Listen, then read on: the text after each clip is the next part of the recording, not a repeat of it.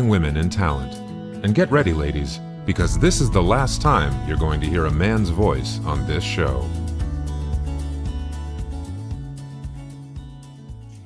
Hi, everyone, and welcome to today's episode of HigherHer, podcast by Talent Collective.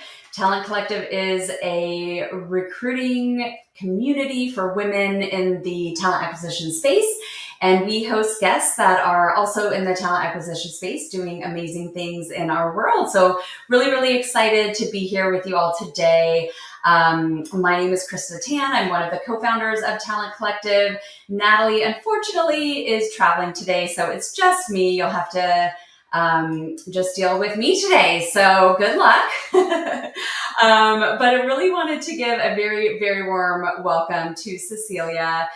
Cecilia has been a speaker for us before. She was on a panel of ours that featured a few different VC talent partners.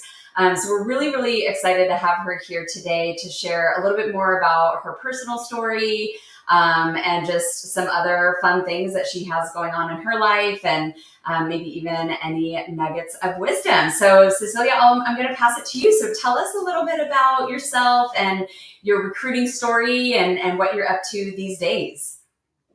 Awesome. Yeah. Thank you so much, Krista. It is an honor to be here with you. A little bit about myself. I started my recruiting career at Google as a contract recruiting coordinator.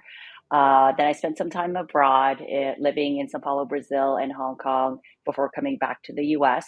So I've worked across industries between agencies, consumer goods, telco, financial services, and then back here in the US, have spent more time with companies like Facebook and Robinhood, and now I've been with MVP Ventures as the talent partner for the past 2 years.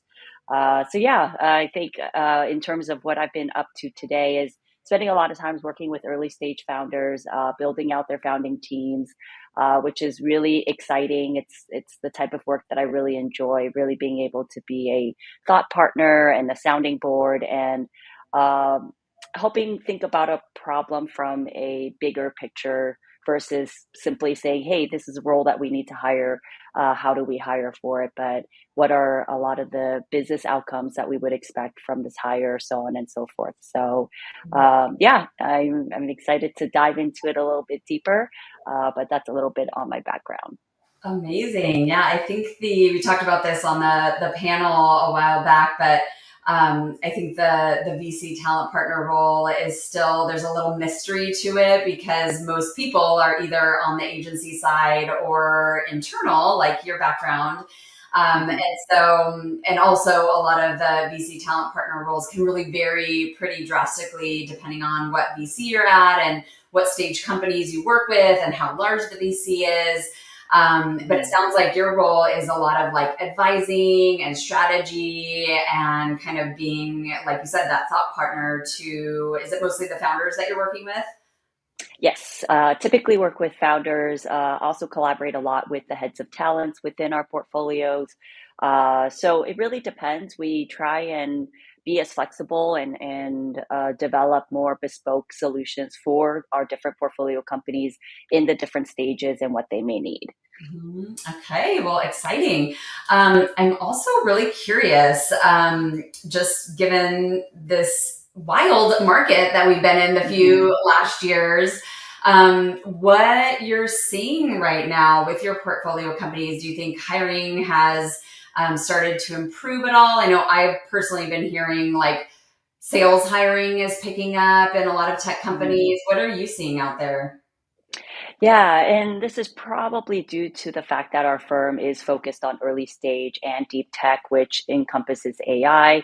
As you probably all know, AI is a huge focus within kind of the broader tech ecosystem. So definitely a lot of AI hiring. A lot of the hiring that I've been seeing with our companies are steady.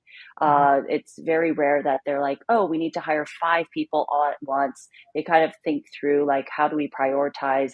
Especially with smaller teams, it's extremely difficult to hire for several different headcount at the very same time. And so how do we think about that? How do we prioritize? But I think things are definitely picking up. definitely not like 2021 or like early 2022 stage, but which is probably a good thing. I think folks are a lot more intentional about their hiring and plan more about actually what they need versus let's just hire and see where we can fit them in.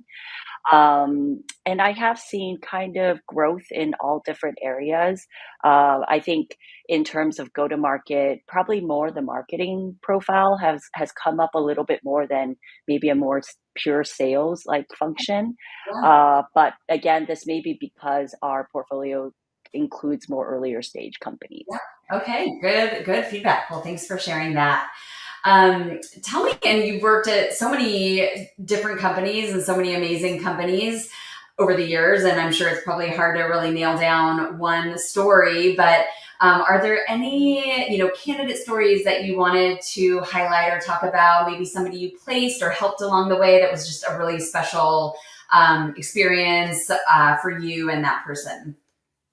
Yeah, I would say, I 100% agree. There's just so many, great stories. I feel like every candidate that I've had a chance to work with, it feels like a privilege. And I would say probably like some of the hires that I made at Robinhood because I worked with a really amazing engineering director at the time, and we were true kind of partners. He was extremely uh, willing to pull his own weight when it came to recruiting. And I think working with someone like that, it just facilitates the process and really helps you be able to think more strategically and um, take some risks as well because you could talk through like what are the things that we're actually trying to solve for and how do we talk about this together so that we can come up with an answer that really makes sense like both from a more immediate term but also like a longer term. And Mhm. so we were able to build out an amazing team that are kind of the earlier stage of ML. This was before when ChatGPT came out and everyone's thinking about how to leverage like natural language processing and whatnot. And we were able to build this amazing team of like ML engineers, and bulk of them were female engineers. And that's something that obviously I feel very proud of and very happy that we're able to just bring more diversity to the team. And so that felt like a huge win on a lot of different fronts. Yeah, I bet that was I mean, it's innovative even right now, but I bet that was just so innovative at the time. And like you said, bringing in female engineers into that ML role, I'm sure was just, like you said, just such a huge highlight and something to be so proud of. So that's awesome. Thank you. Thanks for sharing that. It also sounds like you had a really amazing leader that you looked up to and really had that great partnership. Absolutely. Yeah. So on the note of like either leadership or people that you've looked up to along the way Mhm. in your career, is there someone in particular that you can think of that has really helped elevate you in your career somewhere along the way? Yeah, I would say I was very fortunate to have really incredible managers for a majority of my career. And maybe kind of my longest tenure was with Facebook. And there were a lot of incredible female leaders there that inspired me. I would say definitely one of my managers from Instagram, just the way that she led by example in terms of the way that she operated and how she would always empower me to do my best work and also empower everyone around her to be able to deliver like the best outcome, and she always had your back. Mm, I feel like that type of characteristic of someone that's not just there to say, hey, I'm here to support you, and kind of verbally kind of give you that support, but to truly in action advocate for you when it really matters. um, Give you projects that really help stretch you and help you build skills and flex muscles that you may not have had the chance to previously. I think that's kind of where it really matters, and putting a lot of what a lot of times people talk about actually into action. And I've seen that happen, and I've seen how it's helped me grow and something that I carried with me through my career. So I definitely feel very fortunate and appreciative to have had these leaders in my career. Yeah, that's amazing. You mentioned that this particular leader really empowered you to do your best work. I'm Mm, curious to drill down into that a little bit. I read a book once that, oh my gosh, I'm forgetting the name of it, but they talked about like the best managers are the managers that almost like hold you accountable to doing your best work and don't let you get away with doing mediocre work. And one of the strategies they talked about was like saying when you deliver something, is this your best work? Like, is this the best mm, you can do? And if not, take it back and come back to me with your best. hmm. Did that manager of yours have any particular strategies that she used to really empower you to do your best work? So I personally think it's really, being transparent and giving the information that you have, because I think sometimes there are certain leaders that, maybe unintentionally they hear something and maybe they don't want to say it, or they feel like, oh, maybe it's not appropriate, whatever the situation may be. But I think being transparent, but obviously in a respectful way. Obviously there are things that do need 100% like confidentiality, but in other ways, like if it can be shared and it can help kind of shape the context of the problem that we're trying to solve for. I feel like this particular manager of mine was always very candid about, hey, here are things that I think we can fix, and this is what we should focus on. You know, think about it, and like, let me know what you would do in this with what you know, and like, and let's like talk about that and discuss that further.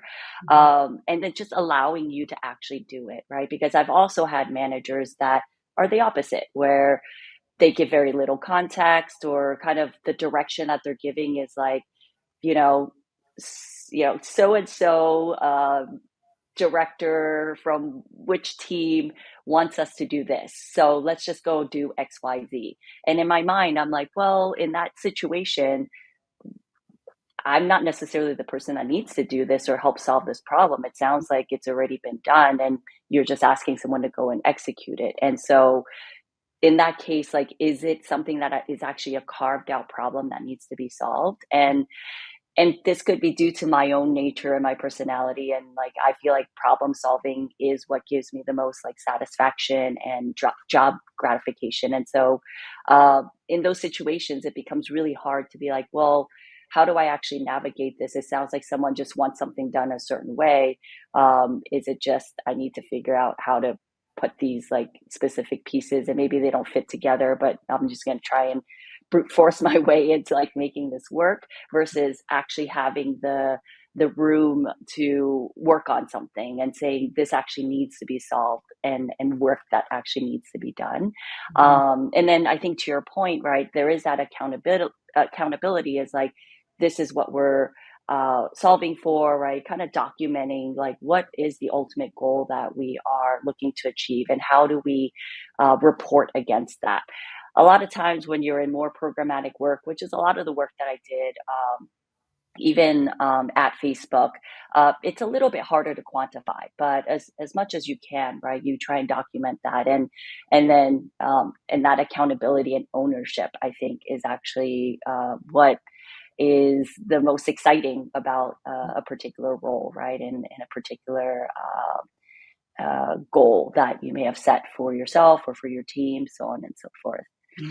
Well, sounds like you're in a great role for yourself right now, given that, there's probably a ton of problem solving that you're helping your portfolio companies with. So Thank you. Yeah. Awesome. Well, would love to go a little deeper here.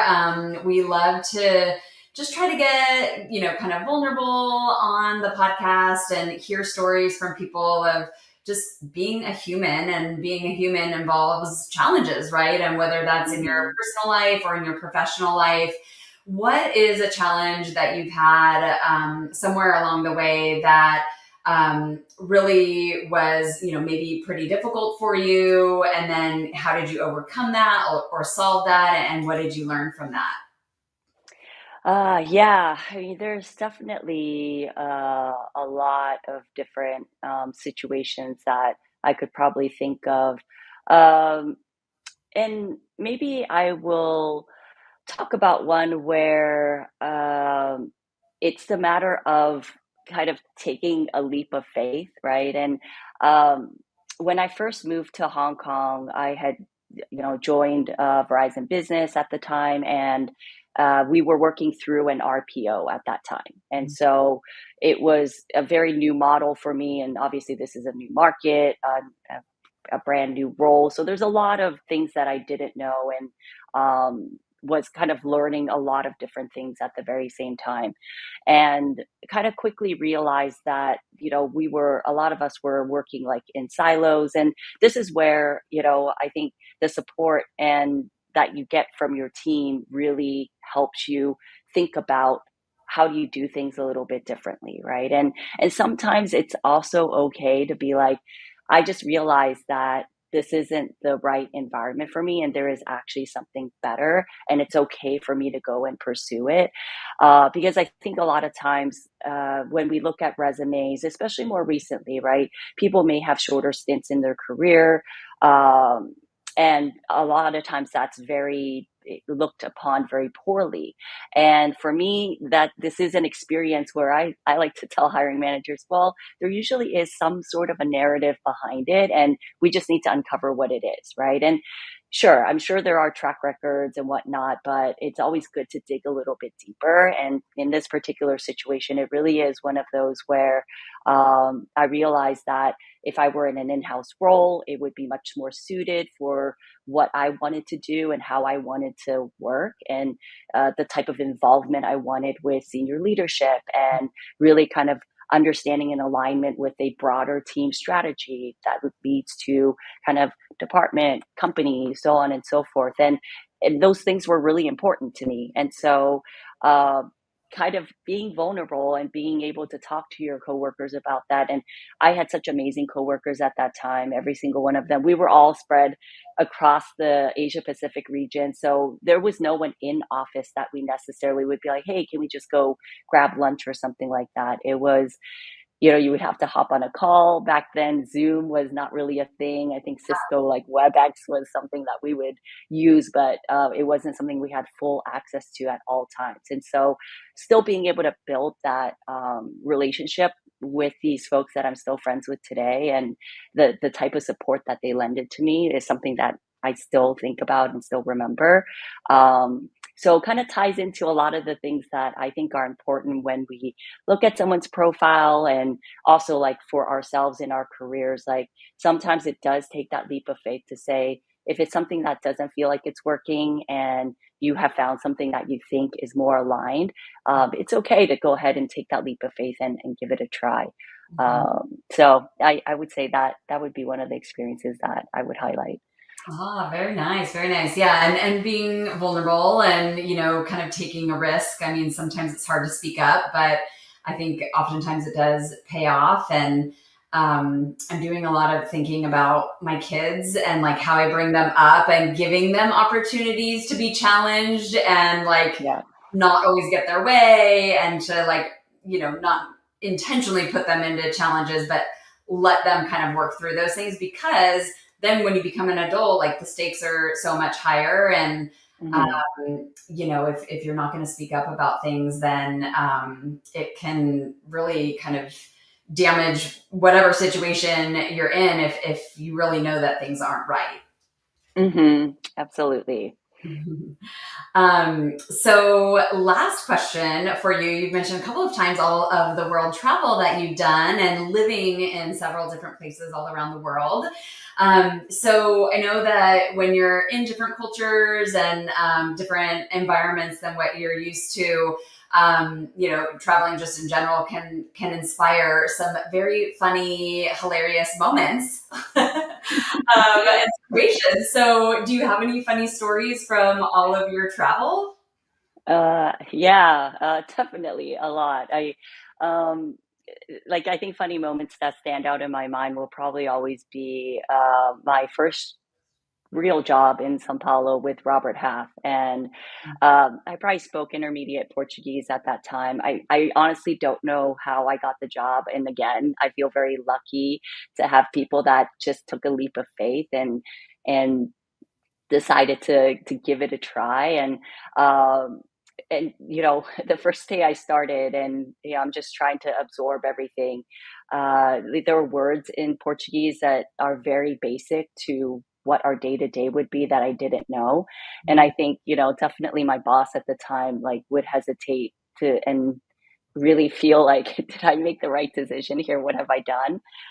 And just from, I think, learning a new language and, uh, during that process of trying to learn this and like doing this in an entire office that is just filled with like rows of like seats. You didn't have your own office or anything like that. Everyone could hear more or less what other people are like saying. And my boss obviously would never give up the opportunity to highlight things that I would say wrong or whatnot. And but I think at the end of the day, that was such a great experience for me because first of all, they took the leap of faith in even hiring me. And what I had learned both from a language perspective as well as recruiting and a lot of the basics. Like it was this boot camp I had an opportunity to be a part of, really elevated, I think, the level of discipline that I think that's really important in talent acquisition and kind of that tenacity that you need to kind of just keep going and that grit.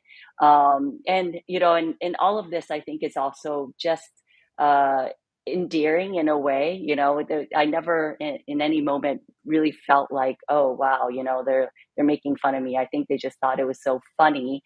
um but at the same time, it's like it was such a growth opportunity for me. And so those are days that I definitely remember very fondly in a way. We also had worked extremely long hours. And so it's also like friendships that we have built and friends that I have until, this day of kind of like what we went through during that time together and like the camaraderie that you're able to build like through that experience. And so definitely some really, really funny times there. Oh my gosh, I love it. Well, you're so brave to go to another country, speaking the language kind of, moderately and go into a new role. I don't think I could ever be that brave. So hats off to you. And I definitely hear you too on the, kind of being in the thick of it, where you're in a lot of challenges with your teammates. I had a very similar situation when I worked in agency where like, that team that I was on, with those other, 5 or 6 women, like we are all so tight to this day, lifelong friends, because I mean, the craziest things happened. And, if we're like, if we can survive this, we can survive anything, right? Yeah, exactly, exactly. And those are the things, those are the most memorable, situations. And so it's, yeah, something that I will definitely cherish. Oh, well, awesome. Well, we're wrapping up now, but I just wanted to say a huge, huge thank you for being Yeah, a guest here today. And um, absolutely. just, we would love to keep in touch with you and follow along on your career journey. Absolutely. We can have people connect with you on LinkedIn after this. And to all of our listeners, thanks for tuning in. And you can find us on any of your podcast channels. You can also find Talent Collective online at www.talentcollectiveco.com. And we'd love to connect with you. So I hope everyone has a great rest of your day. Bye-bye. Thank you.